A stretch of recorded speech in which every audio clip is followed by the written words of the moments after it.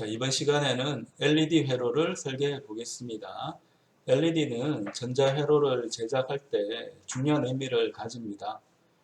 자, 우리가 전압 전류를 사용하고 있지만 이러한 전압과 전류는 우리가 눈으로 확인하기가 어렵고 회로를 측정할 때 사용하는 측정기기, 멀티미터라든지 오실로스코프 같은 측정 장비를 이용해서 전압과 전류를 측정해야 합니다.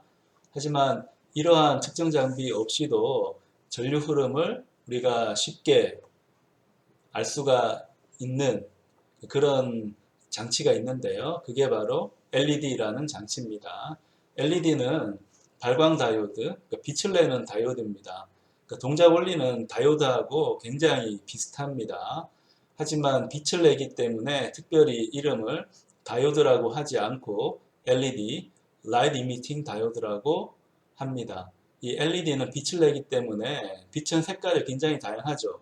그래서 굉장히 다양한 종류의 LED를 만들어낼 수가 있습니다. 자, 그러한 부분을 우리가 설계를 통해서 계산을 할 수 있는데요. 자, 우리가 다이오드를 해석하려고 하면 먼저 필요한 부분은 전자회로적으로 해석을 하는 겁니다. 전자회로 해석을 할 때 중요했던 부분이 다이오드를 지배하는 방정식이 있습니다. 전압을 가했을 때 전류가 기하급수적으로, 정확하게는 지수함수적으로 커지게 되는데 그러한 특성을 나타내주는 방정식이 존재합니다. 그 방정식을 풀면 다이오드에 존재하는 전압과 전류를 우리가 잘 예측을 할 수 있는데요. 해석하기도 지수함수이기 때문에 우리가 이 다이오드에 걸리는 전압과 전류를 정확하게 계산하는 게 현실적으로 불가능합니다. 그럼 어떻게 해야 되나요? 반복법을 이용해서 계산을 해야 되는데 이게 사람한테는 굉장히 번거롭고 어려운 일입니다. 하지만 이런 어려운 일을 잘할 수 있는 장치가 있습니다. 그게 바로 컴퓨터죠.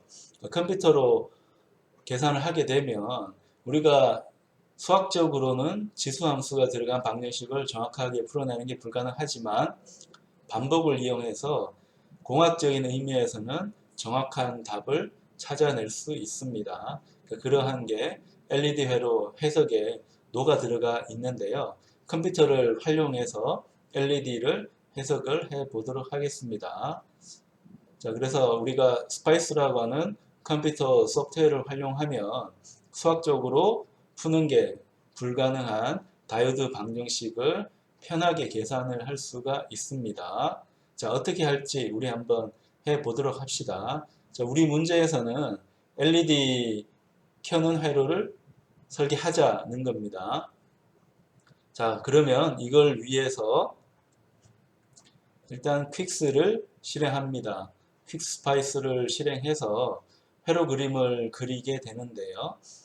먼저 LED가 필요하죠. LED는 컴포넌츠에 있습니다. 컴포넌츠에 눌러보면 럼트 컴포넌츠가 나오는데 얘 말고 란리니어 컴포넌츠를 눌러줍니다.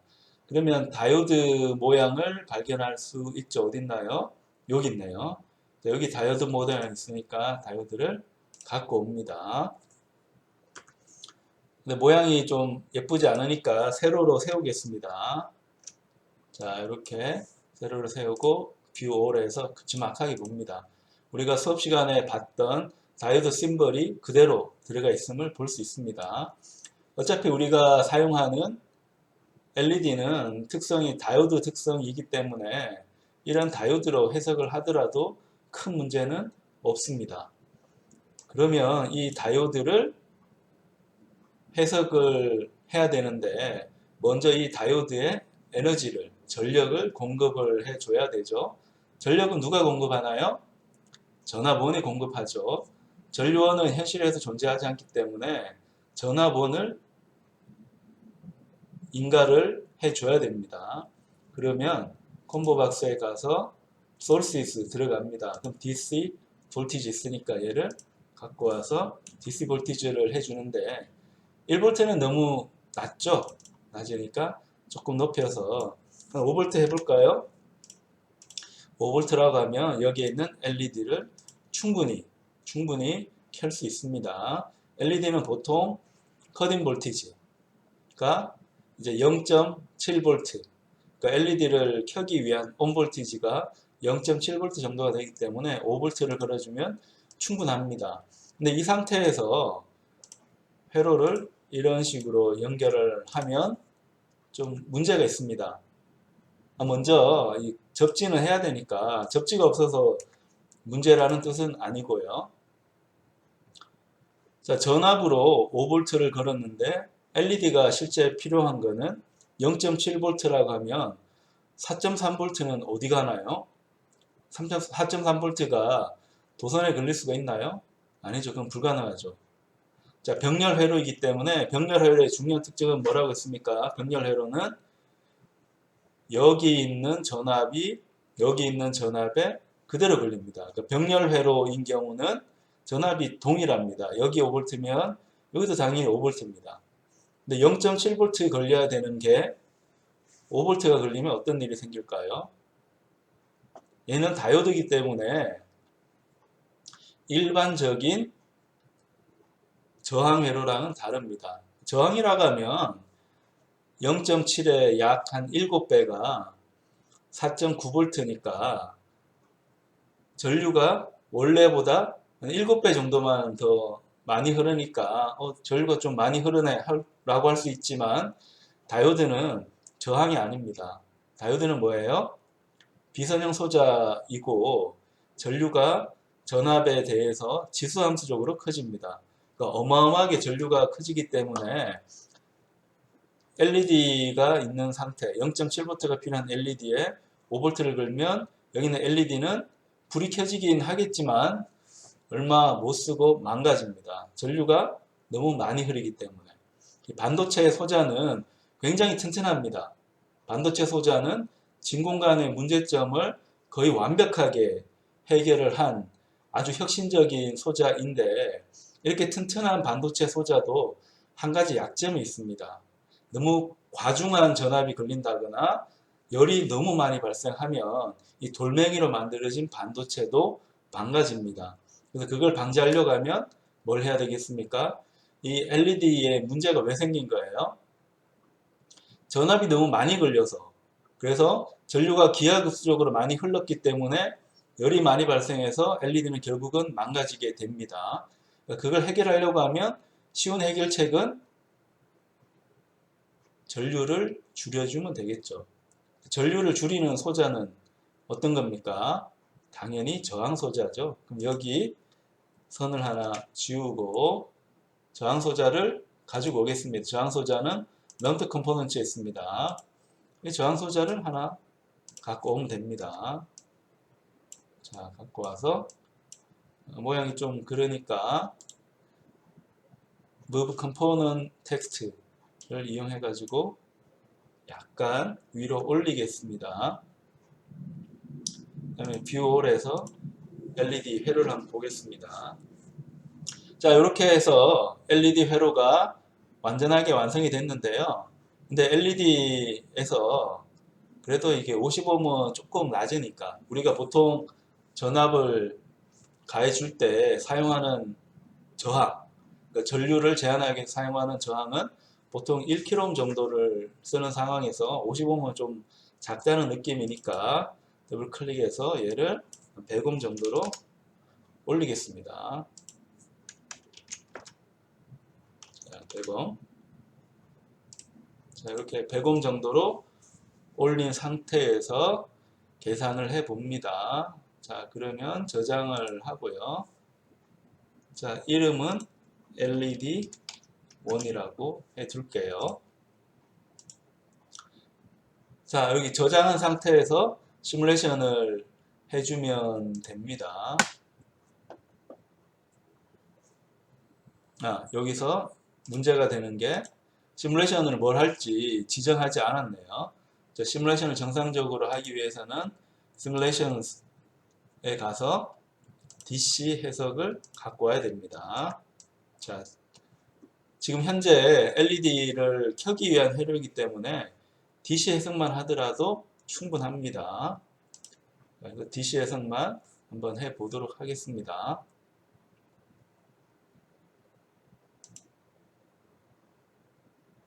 자, 결과는 제대로 나왔고요.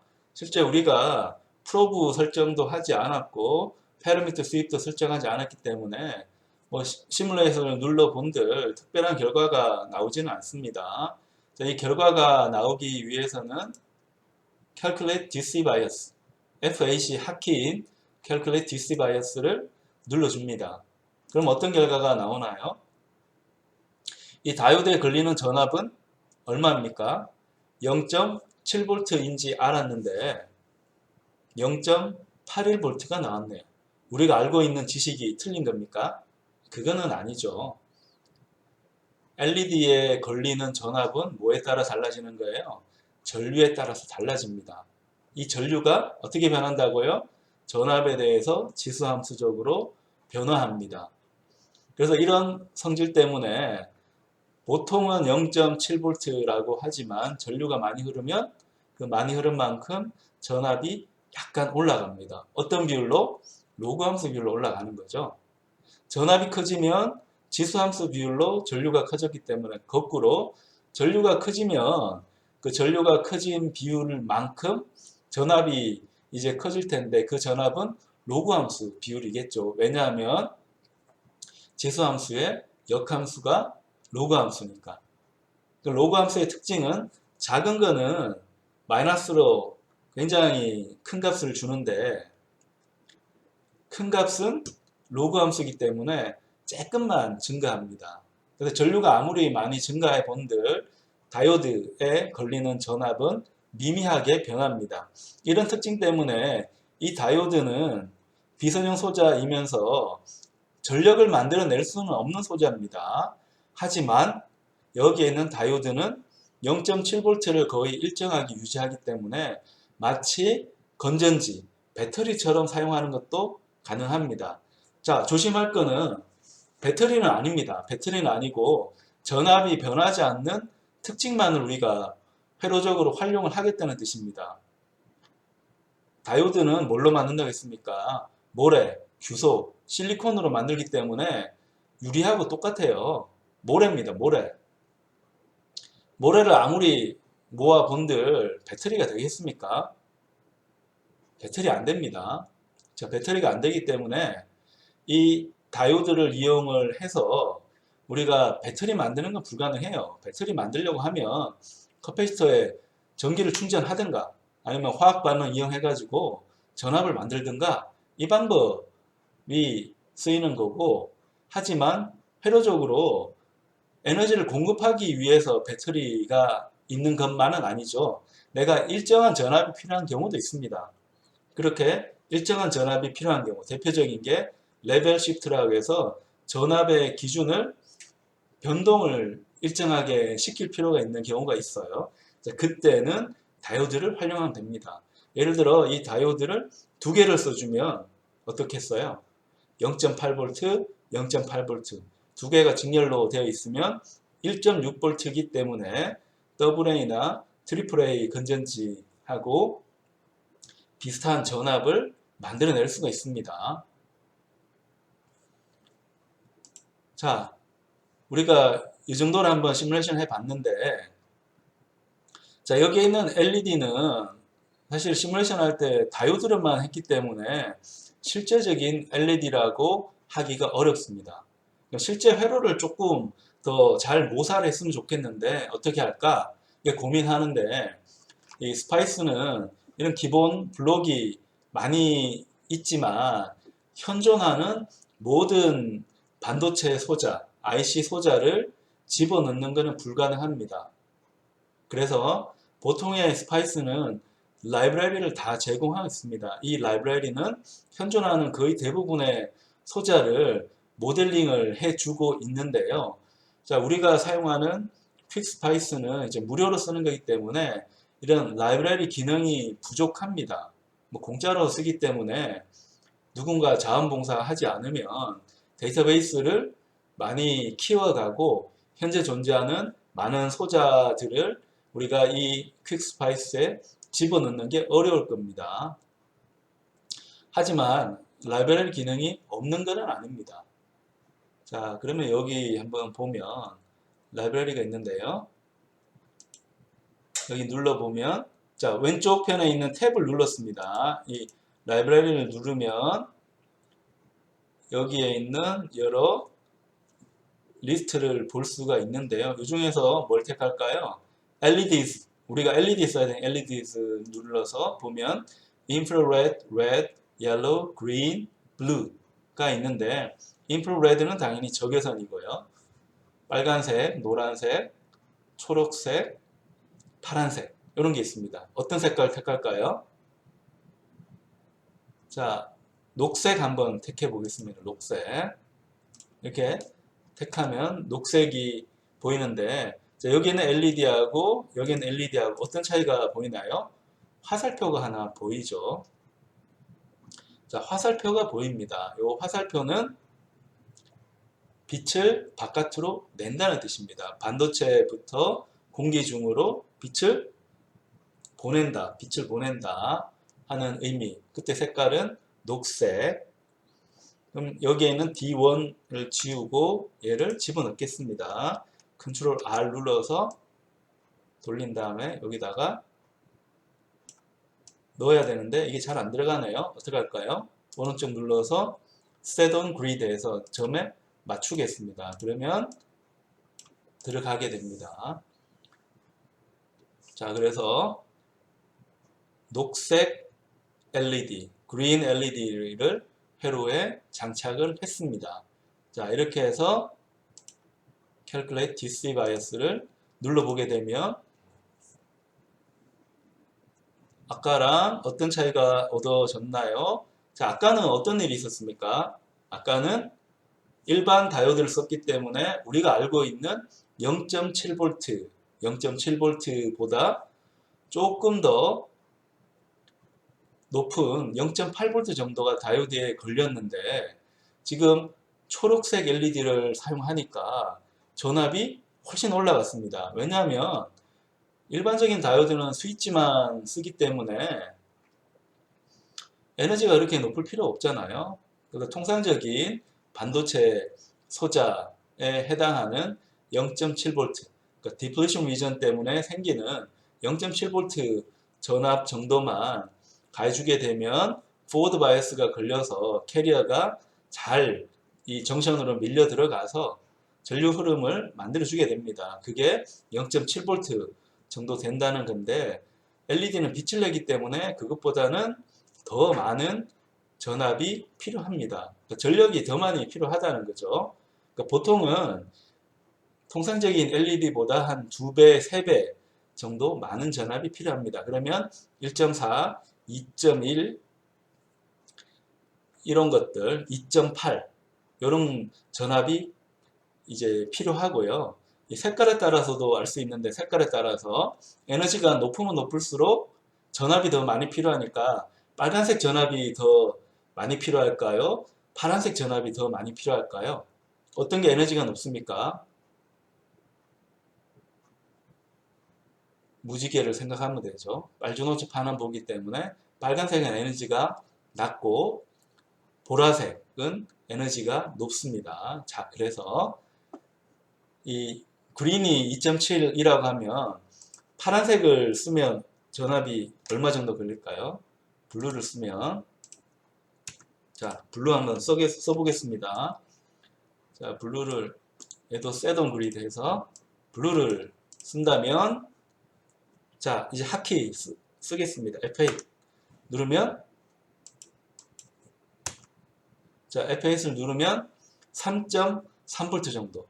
자, 그린을 썼을 때 2.7V가 나왔는데 블루를 쓰니까 3.3V 정도가 나왔습니다. 전압이 더 높아졌죠. 더 많은 에너지가 필요하다는 뜻입니다. 얘를 지우고 빨간색으로 가면 어떨까요? 자, 빨간색으로 한번 가보겠습니다. 아, 이것도 셋온 그리드 해야겠네요. 자, 빨간색도 한번 계산을 해보면 약 2.1V. 그러니까 초록색보다는 빨간색이 더 낮은 전압을 필요로 함을 알 수 있습니다. 이거는 에너지 수준, 에너지 레벨 때문에 그렇다는 거 꼭 기억을 하고요. 근데 모든 빨간색 LED가 2.1V를 필요로 하느냐 하면 당연하겠지만 LED마다 다릅니다.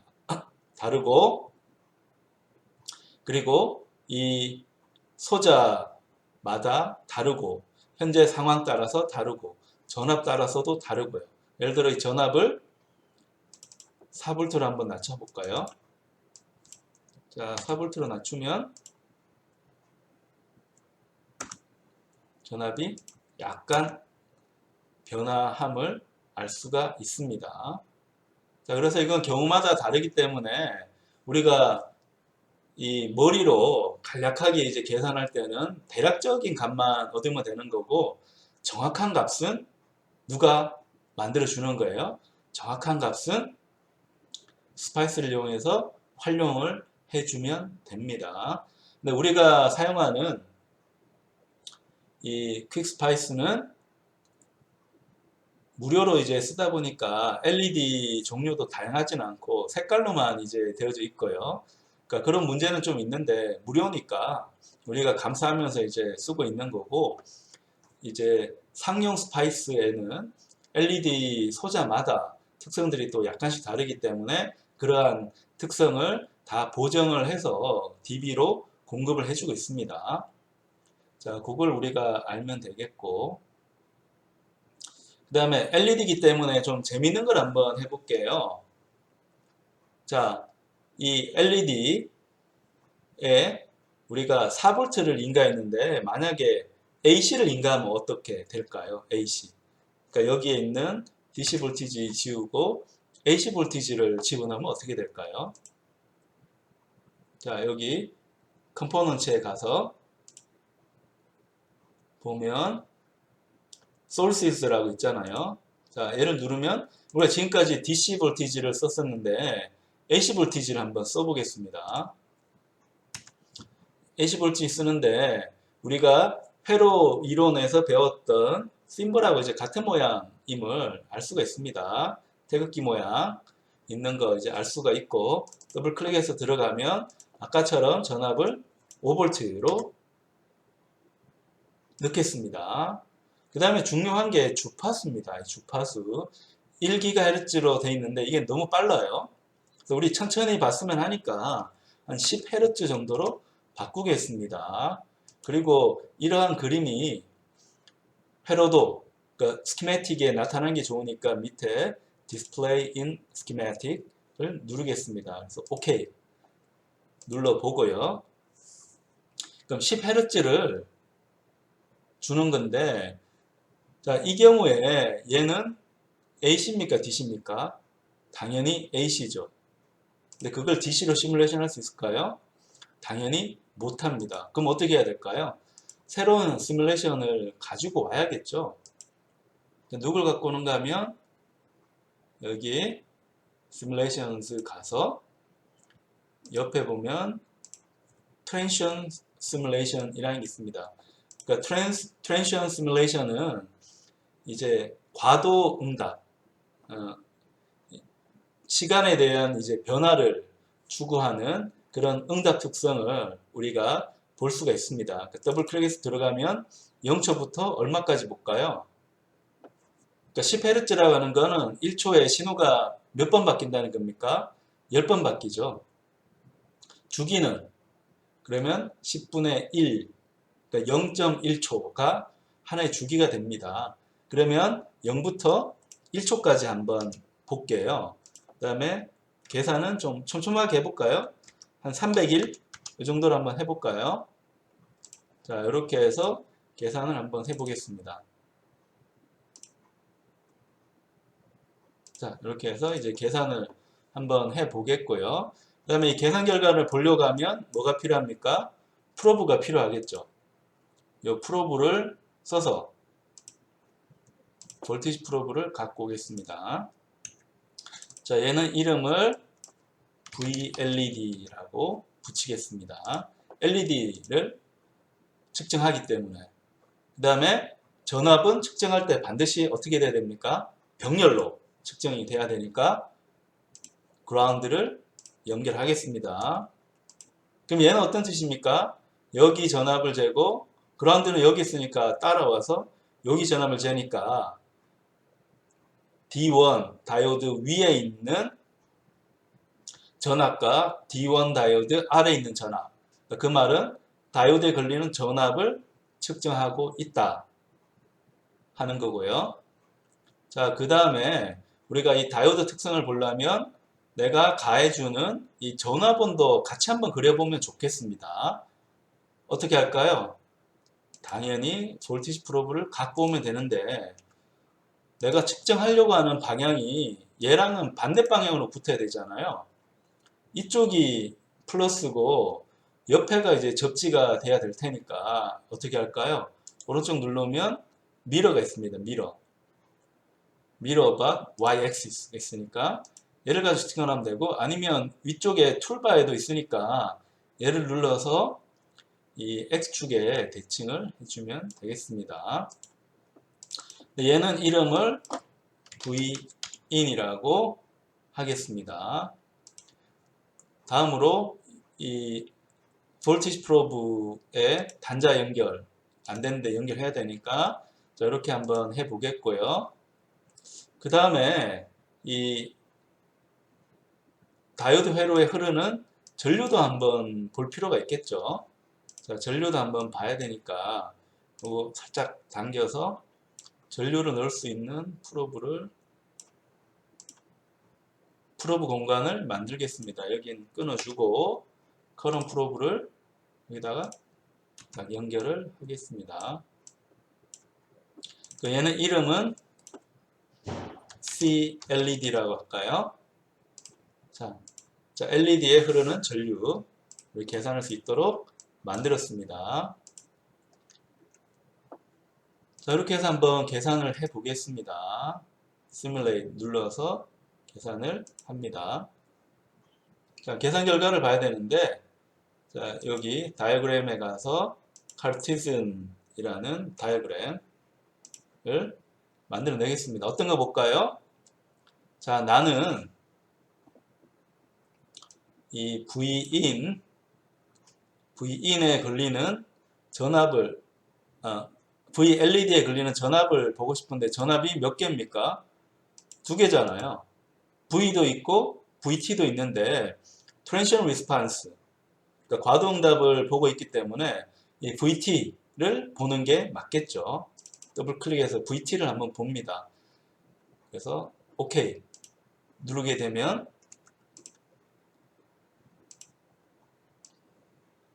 어떻게 되나요? 다이오드에 걸리는 전압이 변화되는 걸 볼 수가 있습니다. 그 다음에 여기에 따라서 이제 입력이 어떻게 되는가 한번 봐야 되는데 입력은 Vin에 VT를 한번 보겠습니다. 그래서 OK 눌러주게 되면 이런 형태대로 나오는 걸 볼 수가 있어요. 자, 보면 자 LED 방향을 보면 여기에 있는 LED는 켜질 경우에는 어떻게 됩니까? 켜질 경우에는 이 빨간색 LED가 갖고 있던 한 2V 정도가 최대 전압이 되죠. 그래서 이렇게 나왔는데 자, 이게 거꾸로 가서 이제 꺼질 때는 어떻게 되나요? 꺼질 때는 원래 가해줬던 입력 전압이 이제 그대로 나오게 됩니다. 입력 전압이. 요거는 우리가 봤던 게 이 LED 회로 중에서 렉티파이어 회로가 있었죠. 렉티파이어. 그 회로 할 때 우리가 했던 부분입니다. 그래서 우리가 지난번에 렉티파이어 할 때는 얘를 부하 저항이라고 놓고 여기서 봤기 때문에 렉티파이어 되는 게 나왔고 근데 지금은 우리 다이오드를 보고 있기 때문에 다이오드는 켜질 때는 최대값이 2V가 되는 거고 만약에 꺼진다고 하면 회로가 이제 저항을 통해서 다이오드에 연결되는 상태니까 내가 가해준 전압이 그대로 나타납니다. 자, 그걸 볼 수 있는 거고 다음으로 이제 전류 쪽을 한번 보면 전류는 CLED Current Transient 얘를 한번 보겠습니다. 얘를 보면 자, 우리가 예전에 봤던 렉터파이어 회로 특성을 그대로 볼 수 있습니다. 그러니까 2V 이상이 이제 걸리게 되면 어떻게 되나요? 전류가 쫙 흘렀다가 이 전류는 LED를 켜주는 전류입니다. 흘렀다가 전압이 2V 밑으로 내려가면 전류가 꺼집니다. 이게 렉터파이어의 기본적인 현상을 설명을 하는 거죠. 자, 그래서 요 회로를 다시 한번 보면 우리가 DC 시뮬레이션만 했었는데 트랜시션 시뮬레이션을 하게 되면 이제 회로의 시간적인 변화까지 추적을 할 수 있습니다. 굉장히 고마운 방식이죠. 우리가 시간적인 변화 추적하려고 하면 어려운 게 많잖아요. 라프라스 변환 아니면 페이저, 임피던스 이용해 가지고 복잡하게 계산을 해야 되는데 스파이스는 이런 거를 굉장히 직관적인 방법으로 우리한테 정보를 줍니다. 이 고마운데 여기서 한 걸음 더 나갈 필요가 있습니다. 어떤 부분일까요?